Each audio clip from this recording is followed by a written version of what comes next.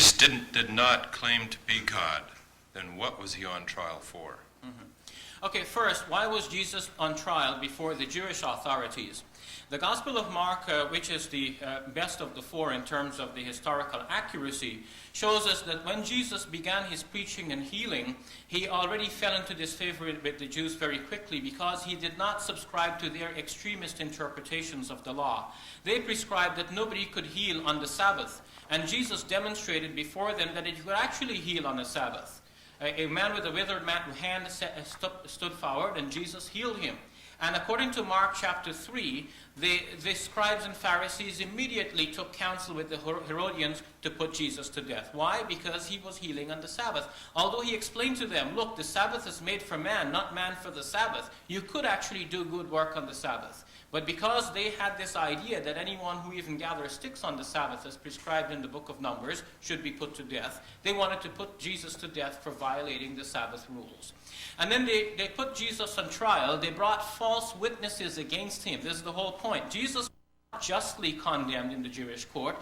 They brought false witnesses against him. In the Gospel according to Mark, it is said that they asked him a question and Jesus replied, yes, I am. But comparing that with Matthew and Luke, scholars think that this form in Mark is in fact a later redaction in Mark's Gospel itself, and that Jesus had given a non-committal answer at most. He did not admit to being the Son of God or the Son of Man on this occasion. Nevertheless, they took him before Pilate, claiming that he claimed to be the king of the Jews. And Pilate said, I found no crime in this man, after Pilate had examined Jesus. Pilate realized that Jesus was not making the kinds of claims that they claimed. But then they pressed Pilate, saying that Jesus did in fact claim this, and if you won't crucify him, we'll report you to Caesar.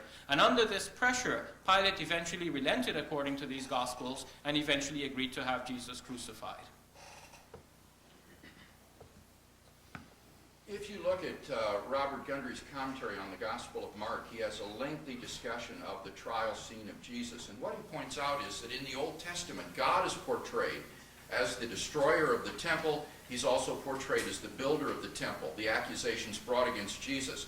So Gundry says on page 900, saying that Jesus predicted both his destruction of the temple and his building of another brings to virtual certainty the entailment of a charge that he arrogated to himself divine roles.